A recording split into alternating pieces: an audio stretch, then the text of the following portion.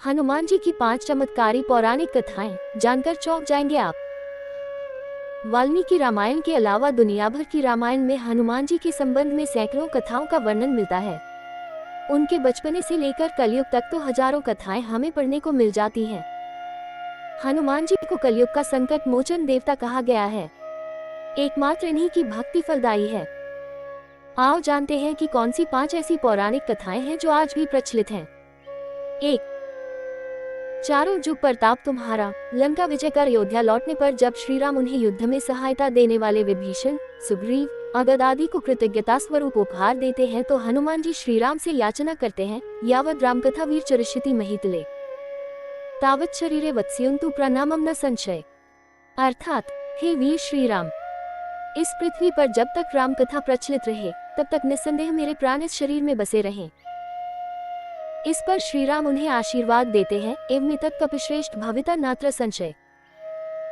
चरिष्यति कथा यावदेशा लोके च मामिका तावत् ते भविता कीर्ति शरीरे प्यवस्तथा लोका ही यावत् स्थास्यन्ति तावत् स्थास्यन्ति में कथा। अर्थात, हे कपिश्रेष्ठ, ऐसा ही होगा, इसमें संदेह नहीं है। संसार में मेरी कथा जब तक प्रचलित रहेगी तब तक तुम्हारी कीर्ति अमृत रहेगी और तुम्हारे शरीर में प्राण भी रहेंगे ही। जब तक ये लोग बने रहेंगे तब तक मेरी कथाएं भी स्थिर रहेंगी। चारों जुग प्रताप तुम्हारा है प्रसिद्ध जगत उजियारा। 2 बार उठाया था संजीवनी पर्वत। एक बार बचपन में ही हनुमान जी समुद्र में से संजीवनी पर्वत को देवगुरु बृहस्पति के कहने से अपने पिता के लिए उठा लाते हैं। ये देखकर उनकी माता बहुत ही भावुक हो जाती है। इसके बाद राम रावण युद्ध के दौरान जब रावण के पुत्र मेघनाद ने शक्तिबाण का प्रयोग किया तो लक्ष्मण सहित कई वानर मूर्छित हो गए थे। जामवंत के कहने पर हनुमान जी संजीवनी बूटी लेने द्रोणाचल पर्वत की ओर गए। जब उनको बूटी की पहचान नहीं हुई तब उन्होंने पर्वत के एक भाग को उठाया और वापस लौटने लगे। रास्ते में उनको कालनेमी राक्षस ने रोक लिया और युद्ध के लिए ललकारने लगा। कालनेमी राक्षस रावण का अनुचर था। रावण के कहने पर ही कालनेमी हनुमान जी का रास्ता रोकने गया था, लेकिन राम भक्त हनुमान उसके छल को जान गए और उन्होंने तत्काल उसका वध कर दिया। 3। विभीषण और राम को मिलाना। जब हनुमान जी सीता माता को ढूंढते ढूंढते विभीषण के महल में चले जाते हैं। विभीषण के महल पर वे राम का चिन्ह अंकित देखकर प्रसन्न हो जाते हैं। वहां उनकी मुलाकात विभीषण से होती है। विभीषण उनसे उनका परिचय पूछते हैं और वे खुद को रघुनाथ का भक्त बताते हैं। हनुमान और विभीषण का लंबा संवाद होता है और हनुमान जी जान जाते हैं कि यह काम का व्यक्ति है। इसके बाद जिस समय श्री राम लंका पर चढ़ाई करने की तैयारी कर रहे होते हैं उस दौरान विभीषण का रावण से विवाद चल रहा होता है। अंत में विभीषण महल को छोड़कर राम से मिलने को आतुर होकर समुद्र के इस पार आ जाते हैं। वानरों ने विभीषण को आते देखा तो उन्होंने जाना कि शत्रु का कोई खास दूत है। कोई भी विभीषण पर विश्वास नहीं करता है। सुग्रीव कहते हैं, हे रघुनाथ जी, सुनिए, रावण का भाई मिलने आया है। प्रभु कहते हैं, हे मित्र, तुम क्या समझते हो? वानरराज सुग्रीव ने कहा, हे नाथ, राक्षसों की माया जानी नहीं जाती। यह इच्छानुसार रूप बदलने वाला न जाने किस कारण आया है। ऐसे में हनुमान जी सभी को दिलासा देते हैं और राम भी कहते हैं कि मेरा प्रण है कि शरणागत के भाई को हल लेना चाहिए। इस तरह हनुमान जी के कारण ही श्री राम विभीषण का मिलन सुनिश्चित हो पाया। 4।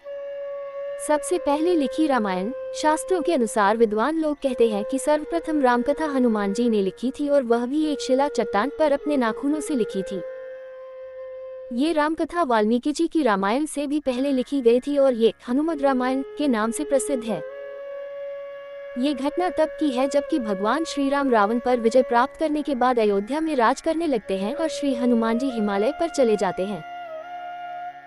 वहां वे अपनी शिव तपस्या के दौरान की एक शिला पर प्रतिदिन अपने नाखून से रामायण की कथा लिखते थे। इस तरह उन्होंने प्रभु श्री राम की महिमा का उल्लेख करते हुए तारानकन्नल हनुमद रामायण की रचना की। कुछ समय बाद महर्षि वाल्मीकि ने भी वाल्मीकि रामायण लिखी और लिखने के बाद उनके मन में इसे भगवान शंकर को दिखाकर उनको समर्पित करने की इच्छा हुई। वे अपनी रामायण लेकर शिव के धाम कैलाश पर्वत पहुंच गए। वहां उन्होंने हनुमान जी को और उनके द्वारा लिखी गई हनुमद रामायण को देखा। हनुमद रामायण के दर्शन कर वाल्मीकि जी निराश हो गए। वाल्मीकि जी को निराश देखकर हनुमान जी ने उनसे उनकी निराशा का कारण पूछा तो महर्षि बोले कि उन्होंने बड़े ही कठिन परिश्रम के बाद रामायण लिखी थी, लेकिन आपकी रामायण देखकर लगता है कि अब मेरी रामायण उपेक्षित हो जाएगी, क्योंकि आपने जो लिखा है उसके समक्ष मेरी रामायण तो कुछ भी नहीं है। तब वाल्मीकि जी की चिंता का शमन करते हुए श्री हनुमान जी ने हनुमद रामायण पर्वत शिला को एक कंधे पर उठाया और दूसरे कंधे पर महर्षि वाल्मीकि को बिठाकर समुद्र के पास गए और स्वयं द्वारा की गई रचना को श्री राम को समर्पित करते हुए समुद्र में समा दिया। तभी से हनुमान द्वारा रची गई हनुमद रामायण उपलब्ध नहीं है, वह आज भी समुद्र में पड़ी है। 5. हनुमान और अर्जुन। आनंद रामायण में वर्णन है कि अर्जुन के रथ पर हनुमान के विराजित होने के पीछे भी कारण है। एक बार किसी रामेश्वरम तीर्थ में अर्जुन का हनुमान जी से मिलन हो जाता है। इस पहली मुलाकात में हनुमान जी से अर्जुन ने कहा, अरे राम और रावण के युद्ध के समय तो आप थे।